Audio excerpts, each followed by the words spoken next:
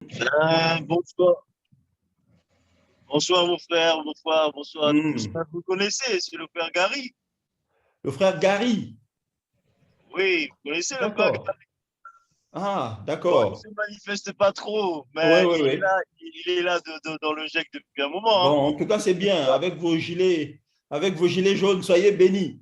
On est au travail. Là, j'ai juste mis la caméra pour dire bonjour. Oui, On va oui, devoir oui. couper la caméra tout à l'heure parce qu'on est au Il n'y a travail. pas de souci.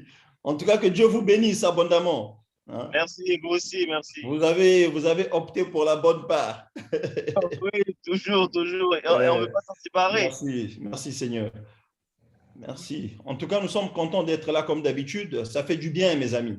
Ça fait du bien de se retrouver. Ça fait du bien de se rassembler comme ça. Le Seigneur disait, là où s'assemblent deux ou trois en mon nom, je suis au milieu d'eux. Nous croyons que le Seigneur est là et qu'il ne va pas manquer de nous faire du bien. Parce que nous ne nous rassemblons pas au nom d'un homme, mais c'est au nom du Seigneur que nous nous rassemblons. Donc vraiment, je suis content de revoir mon frère, je suis content de revoir ma sœur, Amen. je suis content de revoir encore ma sœur Fatoumata, mes Amen. bien-aimés. Amen. Amen. Hein, Au revoir. pour commencer par un petit témoignage, en tout Amen. cas, Dieu nous a fait la grâce aujourd'hui de se serrer dans les bras avec la sœur Fatoumata, que j'ai Amen. visité ce matin par la grâce du Seigneur. Hein, Amen. vraiment, Dieu est merveilleux. Hein. Amen. Amen. C'est une Voilà, grâce. C'est une c'est ce grâce. que Dieu veut aussi, quoi, que les enfants de Dieu grandissent dans la charité. Hein, Amen. voilà. Amen. C'est Donc, une Dieu grâce nous l'a pour moi. accordé aujourd'hui, à moi et à la sœur Fatoumata, on s'est vus. Amen. Hein, Grâce. donc, de Zoom, hein, on était dans l'ombre, mais nous sommes, hein, voilà, nous sommes Voilà. rentrés dans une nouvelle dimension dans la réalité et on a Amen. prié physiquement. Gloire à Amen. Jésus. Gloire à Dieu. C'est une grâce pour moi, frère. Merci. Gloire à Dieu. Sois béni, C'est ma une sœur, grâce. sois béni. Amen. Amen. C'est Hmm. une grâce. Donc, mes amis, en tout cas, Dieu ne manque pas de nous faire du bien. Et c'est ce que je nous recommande tout le temps. C'est ce que je nous recommande tout le temps. Aimons-nous les uns les autres comme le Seigneur nous a aimés. Hein? Donc, ne manquez pas de vous visiter, ne manquez pas de vous appeler. Hein? Même en appelant, c'est une visite, hein, mes amis. Hein? Quand vous pensez passer un petit coup de fil à votre frère, à votre sœur, c'est vous entrez dans sa maison, en fait, hein, d'une certaine manière. Hein? Donc, c'est important de le faire. Hein? Voilà. En tout cas, nous, on a été bénis, ça nous a fait du bien. J'étais tellement pressé pour la réunion que je n'ai même pas dit à ma sœur que j'étais bien rentré. Mais en tout cas, que Dieu te bénisse, ma sœur, toi et ta maison, qu'il continue de se manifester fidèlement. Amen. Amen. Gloire à Dieu. Amen. Merci. Sois béni. Amen. Alléluia. En tout cas, nous sommes contents de vous retrouver. Je ne sais pas, je suis en train de regarder quelle est la sœur qui peut nous faire du bien avec un bon cantique. Quelle est la sœur qui est touchée par le Seigneur qui puisse nous emmener dans un cantique ici? Ma sœur Karen.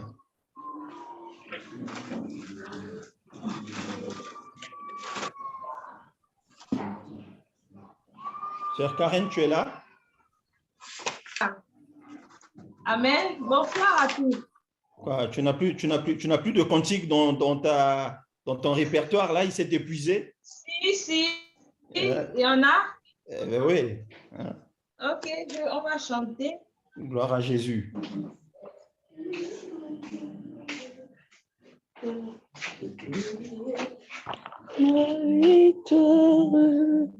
Mais mes amis, vraiment comme d'habitude, hein, les consignes sont les mêmes. On avait dit pour éviter la cacophonie. Je sais qu'on ne te voit pas. Avec le décalage horaire, pour éviter une cacophonie, merci de fermer les micros lorsque le bien-aimé va entonner le cantique. Ça nous permet d'écouter les paroles aussi, ça nous permet de suivre le cantique. Voilà, pour ceux qui comprennent les paroles, gloire à Jésus, ça va beaucoup nous aider. Donc, il faut vraiment fermer les micros pour éviter qu'il y ait du désordre. On aimerait bien tous chanter voilà, d'une même voix, d'un même cœur, mais bon, là, le décalage entre ceux qui sont aux États-Unis, ceux qui sont en Afrique, ceux qui sont en Europe, ne nous aide pas beaucoup. Voilà. Donc, faites un effort, vous coupez les micros, s'il vous plaît, et on laisse la sœur nous conduire dans ce cantique. Merci.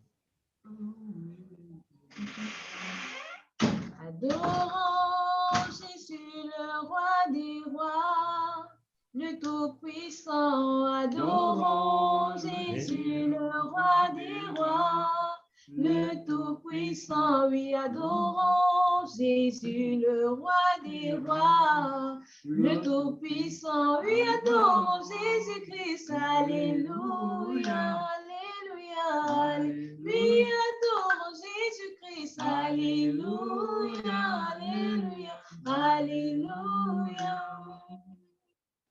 Oui, acclamons Jésus, le roi des rois, le Tout-Puissant. Acclamons Jésus, le roi des rois, le Tout-Puissant. Oui, acclamons Jésus, le roi des rois, le Tout-Puissant. Oui, acclamons Jésus-Christ. Alléluia, alléluia, alléluia. Oui, acclamons Jésus-Christ. Alléluia, alléluia, alléluia. Oui, acclamons Jésus-Christ. Alléluia, alléluia.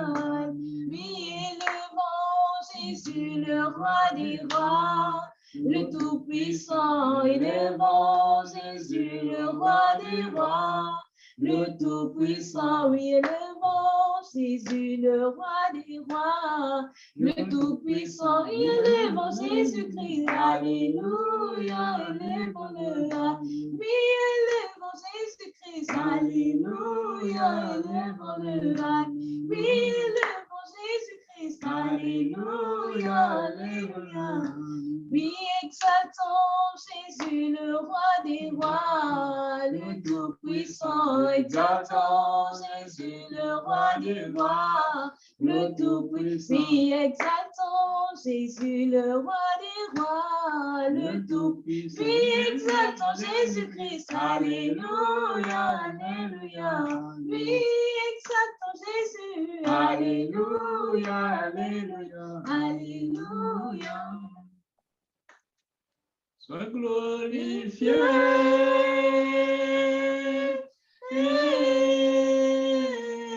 sois glorifié, Jésus, sois glorifié, oh Jésus, pour ton amour dans nos vies, sois glorifié, oh Jésus, pour la santé dans nos vies, sois glorifié, oh Jésus, sois glorifié.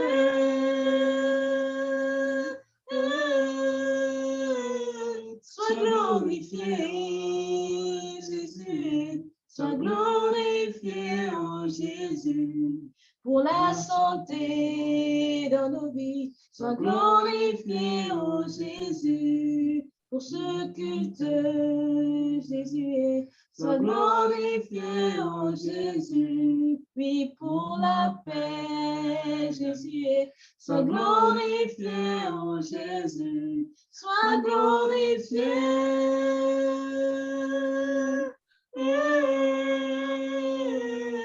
Sois glorifié, Jésus, sois glorifié, oh Jésus, pour ce pardon, sois glorifié, sois glorifié, Jésus, sois glorifié, oh Jésus, pour ton amour dans nos vies, sois glorifié, oh Jésus, pour ton assistance, sois glorifié, oh Jésus, sois glorifié, oh,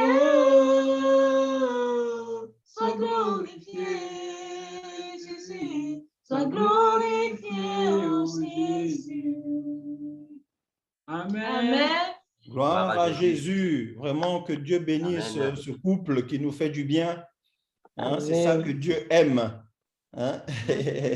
L'homme et sa côte, hein, qui entonnent un cantique ensemble pour nous faire du bien. Alléluia. Merci Amen. Seigneur. Vraiment, soyez bénis, frère Loge et sœur Karen, pour ces beaux cantiques. le jour que Dieu vous le mettra à cœur, quelquefois, quand vous voulez chanter des cantiques simples comme ça, vous pouvez nous mettre ou les petits couplets ou voilà, le petit refrain. Ça nous fait du bien, ça nous permet d'apprendre, voilà, ça nous permet d'apprendre d'autres cantiques aussi. Hein? Moi, personnellement, je suis pauvre en cantiques. Je suis vraiment pauvre. Que Dieu soit béni, que Dieu soit glorifié. Mais bien aimés, je pense que nous nous souvenons tous ici d'un passage biblique que nous avons lu la dernière fois dans le livre de Daniel. Un passage, en fait, où les ennemis de Daniel disaient « Nous ne trouverons pas une occasion de chute chez ce Daniel, à moins que nous n'en trouvions dans la loi de son Dieu. » Je pense que c'est ce qui est dit dans le passage de Daniel. Attendez, je vais le retrouver si on peut le lire rapidement. Nous ne trouverons aucune occasion de chute chez ce Daniel. Je vous dirai pourquoi. Voilà, nous sommes dans Daniel 6, c'était le verset 5. Daniel 6, verset 5. Qu'une personne bien intentionnée ne manque pas de saisir vraiment, de nous mettre dans le chat tous les versets bibliques que nous allons évoquer pendant cette réunion. Voilà, donc il est écrit, donc Daniel 6, verset 5, « Et ces hommes dirent, nous ne trouverons aucune occasion contre ce Daniel, à moins que nous n'en trouvions une dans la loi de son Dieu. » Ce n'est pas le message, ce n'est pas mon message, mon exhortation de ce soir, mais je voudrais commencer en fait par soulever une question en fait qui me dérange. Nous ne trouverons aucune occasion, c'est ce Daniel. Mais bien aimé, vous savez, nous avons accepté le Seigneur. Que Dieu soit loué, c'est une très bonne chose. Mais lorsqu'on a accepté le Seigneur, je pense qu'après, il faut laisser le Seigneur faire son œuvre dans notre vie. Malheureusement, j'ai l'impression qu'il y a des personnes qui ont reçu le Seigneur et qui ne laissent pas le Seigneur œuvrer dans leur vie. Vous savez, je veux nous dire une chose ici. Même avant que nous ne connaissions le Seigneur, même lorsque nous étions dans le péché, le Seigneur pouvait nous donner des songes. Le Seigneur pouvait nous donner des visions. Je dis bien lorsque nous étions dans le péché. Mais cela ne faisait pas de nous que nous étions dans une intimité avec le Seigneur. Je disais, mes bien-aimés, qu'il y a une question qui me dérange depuis un certain temps. Vraiment que les sœurs me pardonnent, mais je veux un peu toucher aux sœurs parce que c'est un problème c'est-à-dire que c'est une situation que je retrouve généralement auprès des sœurs.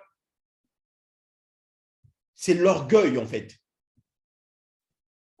L'orgueil, mes amis. C'est-à-dire que j'ai dit que nous étions dans le péché et nous recevions des visions. Nous faisions des songes. Mais cela ne nous catégorisait pas comme étant des enfants qui marchaient dans la sanctification ou qui étaient dans une certaine relation intime avec le Seigneur. Alors, ma tristesse à moi aujourd'hui est de constater que beaucoup de nos sœurs ne parlent plus que de prophéties, ne parlent plus que de visions, ne parlent plus, c'est-à-dire que à la limite, c'est devenu comme une épidémie, en fait. C'est-à-dire qu'on a nos sœurs qui sont en train de se livrer une guerre de prophétie, un concours de parler avec Dieu. Toutes les sœurs maintenant parlent avec le Seigneur. Mes amis, j'ai l'impression, quand j'essaie de méditer sur Daniel 6, le verset 5 que nous venons de lire, j'ai l'impression que l'ennemi a trouvé en fait une faille dans la loi de notre Dieu en fait. C'est-à-dire qu'il vient chercher du côté de notre croyance, du côté de ce que nous aimons, s'il ne peut pas trouver une petite fenêtre pour entrer dans la vie des enfants de Dieu. Et je pense que la fenêtre qu'il a trouvée, c'est la fenêtre de l'orgueil. Le diable est en train d'exploiter l'orgueil auprès de beaucoup de sœurs. Chaque fois que tu parles avec des sœurs, mon frère, Dieu m'a parlé, mon frère, Dieu m'a parlé. Et après, je ne comprends pas. Je me dis, mais qu'est-ce qui se passe? C'est-à-dire que je constate un excès de zèle. Et c'est des sœurs qui disent que, mon frère, moi, Dieu m'a dit. Donc, je fais ce que Dieu m'a dit. Mais, mes amis, il y a beaucoup d'esprits qui peuvent nous parler. Beaucoup d'esprits peuvent venir susurrer à notre oreille, mes amis. Rappelez-vous de cet esprit qui suivait, de cette femme qui suivait Paul, je ne sais pas avec qui il était, si c'était avec Pierre ou avec Silas, je ne sais pas. Il y a un esprit, une femme qui les... Pardon? Oui, merci Jésus. Donc, il y a cette femme-là qui suivait Paul. On nous parle de cette... C'est Actes des Apôtres qui nous rappelle cette scène-là. Et cette femme criait derrière Paul pendant plusieurs jours que ces hommes sont des serviteurs du Dieu vivant, écoutez-les. Mais, mes amis, mais de vous à moi, est-ce que le message que sortait cette femme-là était mauvais? Non. Ce message n'était pas mauvais. Mais le problème, c'est que Paul, qui avait le Saint-Esprit, a détecté, a discerné que c'était un esprit qui parlait derrière qui sortait ces paroles-là. Et nous savons, vous et moi, que le mauvais esprit, le diable en l'occurrence, ne vient pas pour nous faire du bien, mais il vient pour nous faire du mal. Et Paul avait pris autorité sur cet esprit en l'intimant de sortir de cette femme. Donc, mes bien-aimés, je m'adresse beaucoup aux sœurs. Faisons très attention avec les « Dieu m'a dit »,« j'ai reçu une prophétie ». C'est-à-dire que, à la limite, c'est comme si on était dans une compétition, quoi. J'ai l'impression que c'est le diable qui a trouvé une fenêtre. Donc, c'est cette fenêtre-là que le diable est en train d'exploiter, mes amis. Nous devons faire extrêmement attention. C'est-à-dire, au regard de... Nous pouvons lire dans Luc 3,16. Il est écrit, il leur dit à tous, Luc 3,16, il leur dit à tous, moi je vous baptise d'eau, mais il vient, celui qui est plus puissant que moi. Je ne suis pas digne de délier la courroie de ses souliers. Lui, il vous baptisera du Saint-Esprit et de feu. Alors, ici, je voulais souligner de feu. Ce feu-là qui symbolise le brisement. J'ai l'impression que beaucoup de mes sœurs, beaucoup de nos sœurs ont reçu le Seigneur, mais ne sont pas encore passées par le feu, en fait. Mais bien aimé, ça dit que ça me fait mal au cœur quand j'en parle. Ces sœurs-là qui viennent me dire que mon frère, Dieu m'a parlé, vraiment, ce n'est pas négociable. Moi, c'est ce que Dieu m'a dit que je vais faire. Mais quand tu regardes la vie de la sœur, mais ce n'est pas une vie exemplaire. Je dis, mais ma sœur, mais au fait, parle-moi un peu de ta vie. Est-ce que tu es... parle-moi de ta vie familiale. Tu es mariée? Oh non, je ne suis pas mariée. Je viens de me séparer avec mon mari. Je vis avec mes enfants. J'ai dit, mais accepte d'abord de t'humilier devant le Seigneur. La Bible nous dit, humilie-toi devant le Seigneur et il t'élèvera. Donc, beaucoup de nos sœurs ne sont pas passées par le feu, par le brisement. Tu as accepté le Seigneur, ma sœur, tu as fait bien, que Dieu soit loué. Mais il faut que tu acceptes le brisement. Il n'y a que le brisement, mes amis, qui va nous éviter le piège de l'orgueil. Si tu n'es pas brisé, si tu n'es pas passé par l'humiliation, mais écoute, ça veut dire que ta chair, voilà, hein, est encore en forme. Hein. Donc, ta chair peut encore te jouer des tours.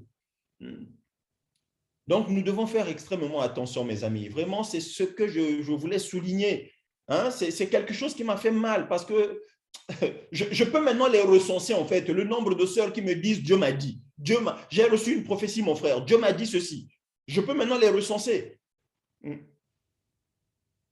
Ce n'est pas mauvais que tu as le Saint-Esprit, que tu manifestes la prophétie. Mais je suis en train de parler de certaines sœurs.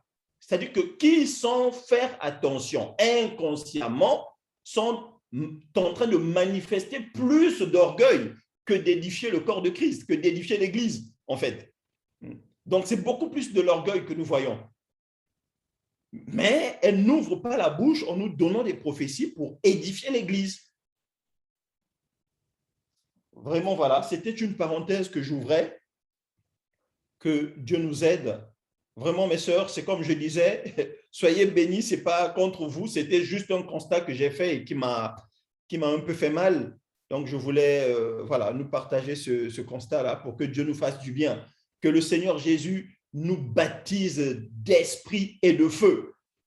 Nous devons passer par, nous devons être éprouvés comme disent les Écritures. Il faut que nous soyons éprouvés. Mais tu as accepté le Seigneur hier et aujourd'hui, c'est toi qui vis une vie d'intimité avec le Seigneur. Non. Hein? C'est comme on dit, il faut mettre la balle à terre, il faut te calmer. Il faut te calmer. J'en parle parce que pas plus tard qu'hier, j'ai été confronté à une sœur pareille aussi. Bon, Dieu merci, elle n'est pas avec nous dans le GEC, mais qui m'a dit non, mais Dieu m'a parlé, donc je dois faire l'évangélisation, tout ça, machin. J'ai dit, mais enfin, j'essaie de creuser un peu, de regarder un peu la vie de la sœur, mais les choses ne sont pas encore au point, quoi. La vie est encore en pente, tout ça. Enfin, mais assois-toi d'abord au pied du Seigneur, écoute le Seigneur te parler. Bref, vraiment que Dieu nous aide, que Dieu vraiment continue de nous fortifier, de nous faire grandir dans la foi.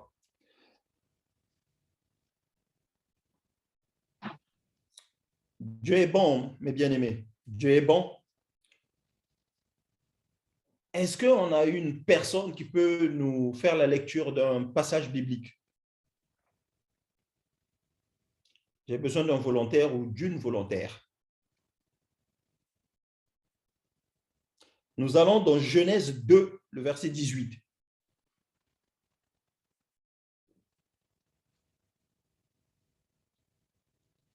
Y a-t-il un volontaire, un frère, une sœur bien intentionné qui peut... Est-ce que le frère Eloge peut nous aider pour la lecture biblique? Le frère Eloge est là? J'espère que le frère bienvenu n'est pas ici aujourd'hui. Ok, mon frère. Frère Eloge. Oui, il n'y a pas de souci.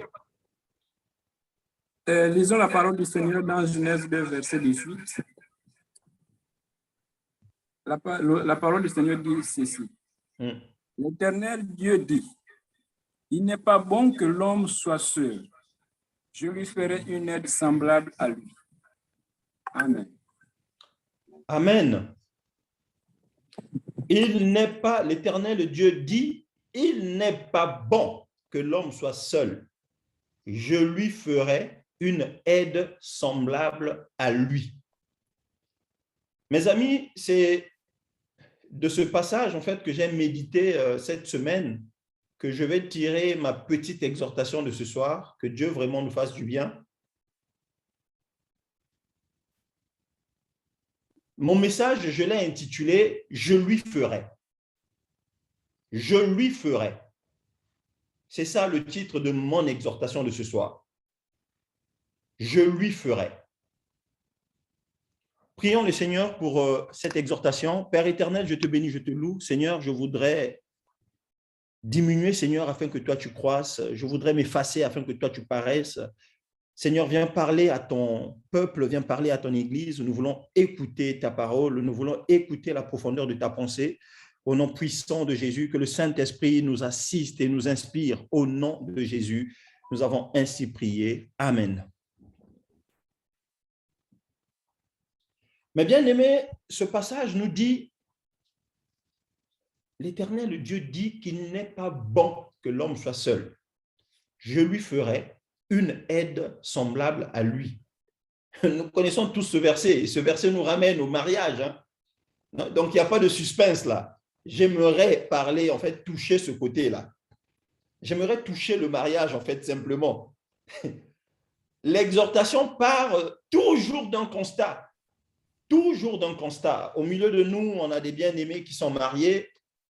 On a des bien-aimés qui sont en passe de se marier et on a des bien-aimés qui ne sont pas encore mariés. Mais Dieu nous dit, je lui ferai. C'est Dieu qui te fera une aide semblable à toi. Si je dois m'adresser à mes sœurs ce soir, comme je disais à une sœur, ce n'est pas à la femme de chercher le mariage. Lorsque nous nous marions, en fait, nous faisons simplement la volonté de Dieu. Ce que je dis là est valable pour tout le monde, hein, pour les hommes comme pour les femmes. La véritable raison ou la raison fondamentale pour laquelle nous nous marions, c'est celle de faire la volonté de Dieu. Parce que c'est Dieu qui a résolu que comme il n'était pas bon que l'homme soit seul, il devait lui faire une aide semblable. Aujourd'hui, qu'est-ce que nous voyons? Nous voyons en fait d'un côté des sœurs qui cherchent le mariage par leurs propres moyens, par leurs propres forces. Nous voyons des frères qui cherchent à se marier par rapport à leur propre volonté, par rapport à leur propre désir, en fait. Et la conséquence de ces comportements-là, c'est les séparations que nous voyons aujourd'hui. C'est les mariages difficiles que nous voyons aujourd'hui. Des couples qui n'ont pas la paix. Des couples qui ne vivent pas dans la joie. Ma sœur, Dieu est en train de dire que je lui ferai une aide semblable. En réalité, toute cette semaine, j'ai essayé de méditer sur cette question-là. Mais qu'est-ce qui nous pousse à nous marier, en fait? Et finalement, lorsque j'ai essayé de compiler dans ma tête les réponses que j'ai reçues de beaucoup de frères, de beaucoup de sœurs, je me suis rendu compte que nombreux ne se sont pas mariés pour les bonnes raisons. Ou nombreux ne vont pas se marier pour les bonnes raisons ou pour la bonne raison. Parce qu'il n'y a qu'une seule bonne raison pour le mariage, c'est que je me marie pour faire la volonté de Dieu. Si nous posons cela comme base, on peut être sûr de faire un bon mariage quand même. Parce que j'ose croire que cette personne-là qui se dit que j'aimerais faire la volonté de mon Dieu, c'est une personne qui est bien disposée. Ça veut dire que Dieu va l'accompagner dans cette disposition-là. Je lui ferai une aide semblable à lui. J'étais content tout à l'heure de voir la sœur Sophia qui est venue suppléer au frère Carlos qui n'est pas parmi nous ce soir. Ah, j'ai dit, c'est là, voilà l'aide. La sœur, elle est fatiguée, mais elle s'est dit, comme le monsieur n'est pas là, il faut que je compense, quoi. La maison ne peut pas être absente, il faut quand même qu'il y ait un représentant. Elle est venue représenter le frère. Voilà l'aide. Hein, mes amis? Je lui ferai une aide semblable à lui.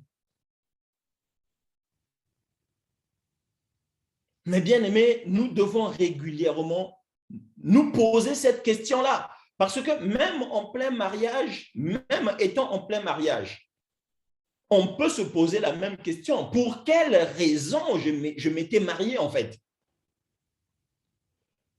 Mes amis, dans certains pays, comme les pays occidentaux dans lesquels certains d'entre nous se retrouvent aujourd'hui, nous voyons qu'il y a beaucoup de mariages, de pseudo-mariages qui se font, voilà, compte tenu des circonstances, en fait. Il y a un mariage qu'on appelle, ici, par exemple, en France, le mariage blanc. Je prends l'exemple d'un frère, d'une sœur qui quitte l'Afrique ou qui quitte un autre pays, qui se retrouve ici et qui se dit, moi, pour avoir les papiers de ce pays-là, pour régulariser ma situation, il faut que je me trouve un homme ou une femme qui a les papiers, je veux me marier avec lui ou je vais me paxer avec cette personne-là pour espérer avoir les papiers. Alors, mes bien-aimés, nous voyons là, en fait, un mariage, mais vraiment, dont la base n'a rien à voir avec le Seigneur. La base n'a rien à voir avec le Seigneur. Et Dieu seul sait que ces mariages-là vont tellement vite. C'est-à-dire que sur une mauvaise motivation, tu t'allies à une sœur ou tu t'allies à un frère et banalement, vous vous retrouvez à 3 enfants. Banalement, vous vous retrouvez à 3 enfants. Donc, pour les papiers, ce frère-là ou cette sœur-là a accepté d'accoucher 3 enfants à cet homme-là, qu'elle n'aime pas au fond, ou à cette femme-là que le frère n'aime pas au fond. C'est à ça que nous sommes en train d'assister. Et mes amis, c'est devenu un désastre pas possible. Nous le voyons. C'est-à-dire si on demandait aux gens de faire des témoignages, mais vous serez étonnés de voir l'ampleur du désastre, en fait. C'est simplement le Seigneur n'était pas à la base, ou le Seigneur n'était pas la motivation de cette union-là, de ce mariage-là. La Bible nous dit que nul donc ne sépare ce que Dieu a joint. Dans d'autres versions, ce que Dieu a uni. Mais est-ce que dans beaucoup de mariages, c'est réellement Dieu qui a uni? Donc, mes amis, c'est-à-dire que c'est autant de questions qu'on peut se poser. Vraiment, le message que je voudrais nous apporter ce soir à ma sœur, la fille de Dieu, la croyante, ce n'est pas toi qui vas chercher le mariage, ma sœur. Ce n'est pas toi qui vas chercher le mariage. C'est le mariage qui viendra te chercher. Alléluia. C'est le mariage qui viendra te chercher. Ce n'est pas toi qui vas aller chercher. Parce que si toi, tu vas chercher, tu vas mettre tes ingrédients dans ta recherche, en fait. Mais laisse que le mariage vienne te trouver. Laisse que le mariage vienne à toi.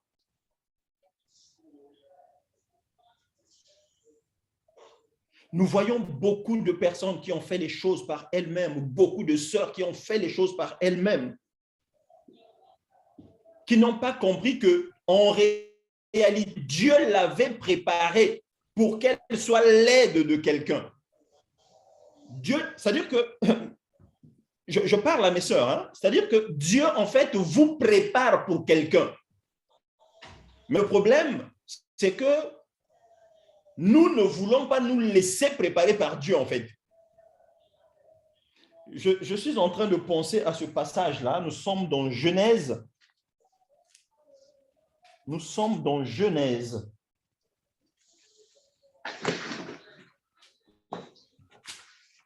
Alors, attendez mes amis, je vais trouver ce passage. Nous sommes dans Genèse 24. Nous sommes dans Genèse 24. Genèse 24. Frère Eloge, je ne sais pas si tu peux nous prendre à partir du verset 1er. Nous allons lire jusqu'au verset 4. Je fais lecture. Gloire à Jésus. La Bible dit, Abraham était vieux, avancé en âge, et l'Éternel avait béni Abraham en toutes choses. Verset 2. Abraham dit à son serviteur, le plus ancien de sa maison, l'intendant de tous ses biens, mais je te prie ta main sous ma cuisse, et je te ferai jurer par l'Éternel, le Dieu du ciel et le Dieu de la terre, de ne pas prendre pour mon fils une femme parmi les filles des Cananéens, au milieu desquels j'habite, mais d'aller dans mon pays et dans ma patrie prendre une femme pour mon fils Isaac. Gloire à Jésus. C'est-à-dire, mes amis, moi, j'étais en train, comme je disais, j'étais en train de réfléchir en fait sur la question du mariage et j'étais en train de me demander, mais pourquoi tant de mariages ne marchent pas? J'ai lu ce passage, je l'ai relu, en fait, l'histoire du mariage d'Isaac et de Rebecca. Hein, c'est du mariage d'Isaac et de Rebecca qu'on nous parle ici. Là.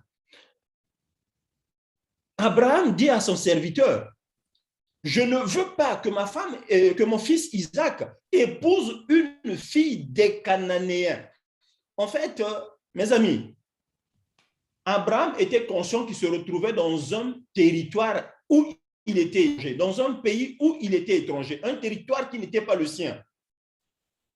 Il dit à son serviteur, je ne veux pas que mon fils épouse une fille d'ici. Je veux que tu repartes dans mon pays et dans ma patrie, prendre une femme pour mon fils Isaac.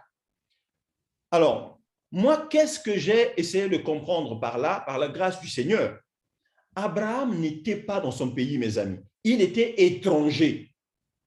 Il fallait que la femme de son fils soit originaire de son pays d'origine. J'ai fini par prendre, en fait, par rapport à ce que je disais aux sœurs tout à l'heure, que Dieu vous prépare pour être l'aide semblable d'un frère, quelque part. C'est-à-dire, mes sœurs, laissez-vous préparer par le Seigneur. Abraham, ici, dans cette histoire que nous venons de lire, Abraham, ici, nous pouvons le comparer à Dieu, en fait, qui est en train de penser au mariage de son enfant. Mais qu'est-ce que Abraham dit ou qu'est-ce que Dieu attend du mariage de son fils? C'est que son fils n'épouse pas une étrangère, une fille de Canaan. Canaan qui est le territoire où Abraham est en train de vivre et que nous pouvons considérer, que nous pouvons comparer au monde dans lequel nous nous trouvons aujourd'hui. Moi, c'est la réflexion que je me suis faite vraiment, c'est ce que le Saint-Esprit m'a inspiré. Nous sommes dans le monde dans lequel nous sommes étrangers, comme Abraham était étranger à Canaan. Mais il dit à son serviteur qu'il faut qu'il aille chercher une femme pour son fils dans son pays d'origine. Gloire à Jésus. Or, nous savons que nous sommes étrangers sur terre. Mes amis, nous disons toujours qu'un chrétien ou un croyant doit épouser une croyante.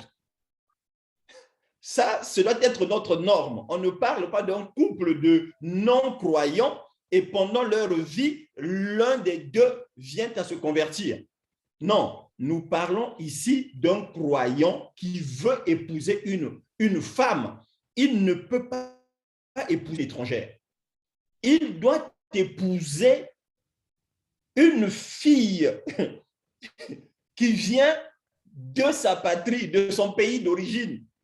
Autrement dit, ce frère-là doit épouser une femme de la même nature que lui, comme Isaac devait épouser une fille de sa patrie, de son pays d'origine.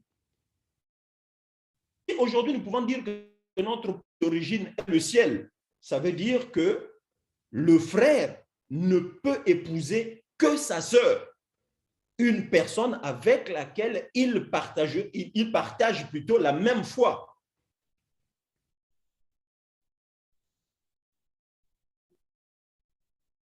Donc, vraiment, nous devons le noter. Je pense ne pas être le premier à le dire, qu'un croyant doit épouser une croyante.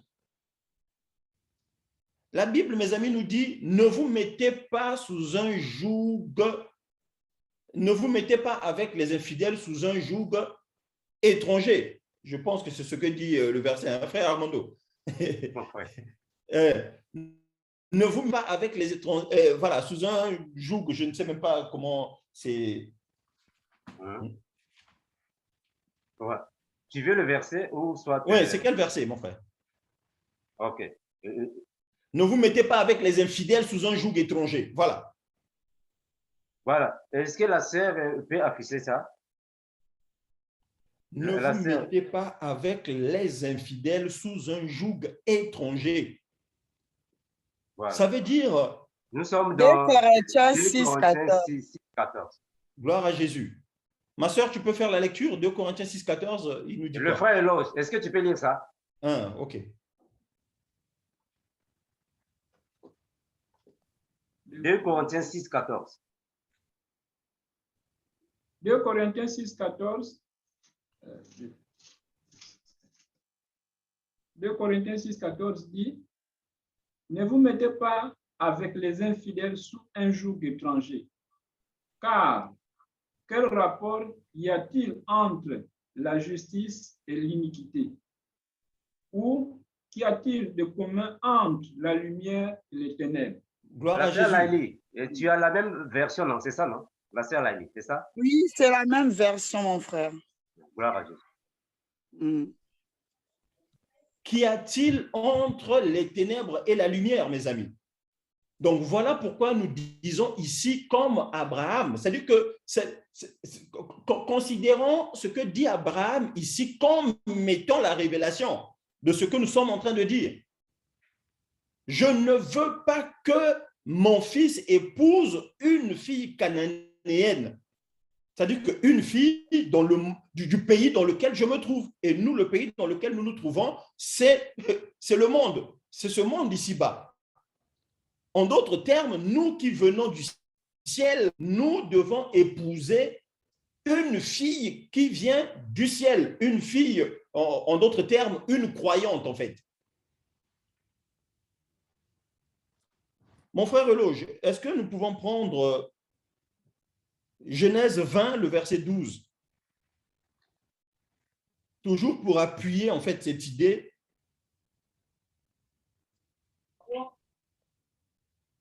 Genèse 20, le verset 12. Je fais lecture la parole du Seigneur dans Genèse 20, verset 12.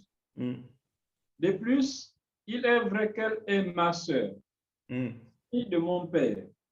Seulement, elle n'est pas fille de ma mère. Et elle est devenue ma femme. Gloire à Jésus. Là qui parle, c'est Abraham qui parle. Gloire à Jésus. Donc là, nous faisons le rapport. Abraham est en train de dire que Sarah, il est vrai qu'elle est sa sœur, fille de son père. Et moi, en réfléchissant au mariage, je me suis dit, ah, donc c'est vrai qu'un chrétien ne peut épouser que la fille de son père. Autrement, pour ne pas nous choquer, nous allons dire que nous, dans notre famille chrétienne, l'inceste est permise. Un chrétien ne peut épouser que sa sœur. Ça, notre père nous le permet, nous, dans notre famille. Voilà pourquoi nous pouvons tous prier. Moi et ma femme, nous pouvons prier notre Père qui est aux cieux. Nous prions le même Père qui est aux cieux, elle et moi. Donc, nous sommes frères et sœurs. Il est vrai que Bénédicte est ma sœur, mais seulement nous ne sommes que du même père, mais pas de la même mère. Gloire à Jésus. Donc, vraiment, je voulais vraiment nous interpeller, mes bien-aimés. Il y en a qui sont en train de réfléchir par rapport au mariage, mais s'engagent certainement pas pour les bonnes raisons ou n'ont pas pesé les bons critères en fait pour le mariage. Je pense à ce frère-là qui nous a contacté récemment, qui s'est séparé de sa femme parce que la femme s'était mariée à lui pour avoir des papiers. Et il y a beaucoup d'autres personnes qui sont dans le même cas. Mes amis, Le mariage, j'ai dit au début que c'est faire la volonté de Dieu que de se marier. Il est vrai qu'il y a des personnes à qui Dieu peut faire le don du célibat. Là encore, c'est une autre chose qui peut nous choquer. Même être célibataire peut être un don de Dieu. Dieu a fait le don de célibat à certains serviteurs, comme Paul pouvait avoir bénéficié du don de célibat. Et quand on parle du don de célibat, c'est un vrai célibat, hein, pas un pseudo-célibat de certains, des prêtres catholiques, par exemple. Oh non, mais les prêtres ne se marient pas, mais voilà, ce qu'on fouille, on se rend compte qu'ils font des enfants par-ci et là. Donc, mes bien-aimés, tu veux te marier, tu fais bien, tu fais la volonté de Dieu. À toi, ma sœur, laisse Dieu te préparer et le mariage viendra te chercher. À toi, mon frère, marie-toi pour les bonnes raisons. Non, pas parce que cette sœur-là, non, mais elle a une belle taille, elle s'habille bien, elle parle bien. Hein? Ah non, mais j'aime cette sœur parce que moi, j'aime les femmes claires. C'est-à-dire que ce que nous sommes en train de dire là, ça peut sembler banal, mais on entend ça chez beaucoup de personnes. Car non, mais ce frère-là, lui, il aime les femmes qui ont des belles formes, les femmes africaines, là, tout ça. Et lui, c'est ça, en fait, sa motivation première. C'est moi, je dois épouser cette sœur-là. Pourquoi? Parce que la forme physique de la sœur lui plaît. Je dois épouser cette sœur-là parce qu'elle a de l'argent, elle a des moyens. Elle vient d'une famille qui a des moyens. Donc, mes amis, un tel frère n'a pas posé la bonne base pour son mariage. Et que ce faux raisonnement de départ-là va le rattraper à un moment ou à un autre. C'est un grand sujet, le mariage, qu'on peut développer à non plus finir. Mais je vais terminer par nous faire une dernière lecture et on s'arrêtera par là. Certainement que des gens auront des questions à poser.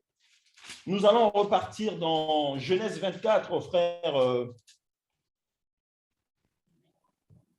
Eloge. Nous repartons dans Genèse 24.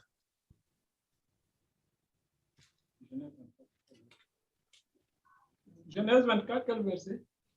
Alors tu peux commencer à partir du verset 13. Hein? Tu lis et je te demanderai de t'arrêter. Ok. Lisons la parole du Seigneur dans Genèse 24, verset 2. Le Seigneur dit, « Voici, je me tiens près de la source d'eau, et les filles des gens de la ville vont sortir pour puiser l'eau. Que la jeune fille à laquelle je dirai, penche ta cruche, je te prie, pour que je boive, et qui répondra, bois, et je donnerai aussi à boire à tes chameaux, soit celle que tu as destinée à ton serviteur Isaac. Et par là, je connaîtrai que tu uses de bonté envers mon Seigneur. » Il n'avait pas encore fini de parler que sortit sa cruche sur l'épaule Rebecca, née de Bethuel, fils de Milca, femme de Nachor, frère d'Abraham. C'était une jeune fille très belle et de figure. Elle était vierge et aucun homme ne l'avait connue. Elle descendit à la source, remplit sa cruche et remonta. Le serviteur courut au-devant d'elle et dit, « Laisse-moi boire, et je te prie un peu d'eau de ta cruche. » Elle répondit, « Bois, mon Seigneur. » Et elle s'empressa d'abaisser sa cruche sur sa main et de lui donner à boire. Quand elle eut achevé de lui donner à boire, elle dit, « Je puiserai aussi pour tes chameaux jusqu'à ce qu'ils aient assez bu. » Gloire à Jésus. Tu peux t'arrêter là, frère Eloge. Amen. Merci, mon frère. Mes amis, ici, c'est le frère, plutôt c'est le serviteur d'Abraham qui est venu en mission pour prendre une femme pour le fils de son Seigneur, pour Isaac en fait. On nous explique qu'il a fait une prière à Dieu. Seigneur, la fille qui sortira en premier à qui je demanderai de l'eau à boire et qui fera boire mes chameaux, c'est cette fille-là que je prendrai pour épouse. Bref, on voit que les choses s'étaient passées comme telles. C'est-à-dire que Rebecca, en venant au puits, n'avait pas d'idée, en fait, qu'elle trouverait le mariage, en fait, au puits. Tout ce que Rebecca a fait, c'est d'être dans la préparation, en fait. Parce que ce qu'on nous explique dans ce passage reflète l'éducation que Rebecca avait reçue de sa famille. Donc là, vraiment, je parle à ma sœur qui aimerait se marier, qui regarde à son âge aujourd'hui. Ah non, mon âge est trop avancé, comment je veux faire? Non, Dieu te prépare et un homme viendra te chercher. Mes amis, c'est Dieu qui est au contrôle du mariage. Vraiment, il y a beaucoup de choses que je voudrais dire. Nous allons certainement continuer, même en répondant aux questions tout à l'heure, mais je prie vraiment pour mes sœurs qu'elles demeurent c'est-à-dire qu'elles demeurent à leur poste, le poste de préparation. Dieu prépare sa fille pour le mariage. Et une fois qu'il l'a préparée, c'est le mariage qui vient la chercher. Abraham avait résolu là-bas d'aller chercher. C'est Abraham qui a résolu d'aller chercher une femme pour son fils. Et même toi, mon frère, même toi, tu ne fourniras pas d'efforts. Le simple fait que tu sois fidèle, que tu marches dans la sanctification, Dieu lui-même, comme il l'a fait pour Adam, qui dormait quand Dieu fabriquait la femme, Dieu est en train de fabriquer ta femme pendant que toi, tu ne la vois pas. Je lui ferai, il a dit, je lui ferai. Dieu te fera une aide semblable.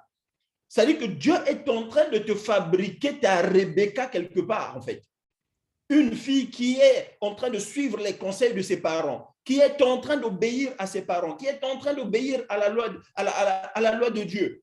Et c'est cette femme-là que Dieu mettra sur ton chemin. C'est cet homme-là, ma sœur, que Dieu enverra venir te chercher. Ne regarde pas à ton âge, ne regarde pas à ton état, mais Dieu t'enverra la personne qu'il a préparée pour toi. Vraiment, je veux m'arrêter par là. Nous continuerons certainement par la grâce du Seigneur parce qu'il y a tellement de choses à dire sur le mariage. Nous ne pouvons pas tout dire maintenant. Vraiment, que Dieu vous bénisse. Nous allons nous arrêter là pour prendre les questions. Prions le Seigneur. Père éternel, nous te bénissons, te disons merci pour ces quelques mots. Seigneur, nous savons que par nous-mêmes, nous ne pouvons pas aller loin. Mais je prie, Père, que tu continues de faire ton œuvre dans nos cœurs, que tu continues par le Saint-Esprit de nous éclairer sur la question du mariage. Seigneur, merci. Merci pour mon frère, merci pour ma sœur qui a écouté ce message. Que ce message, Seigneur, tombe sur une bonne terre et que ce message, éternel, mon Dieu, transforme la vie de quelqu'un, Seigneur. Au nom de Jésus, que toute la gloire te soit rendue. Amen.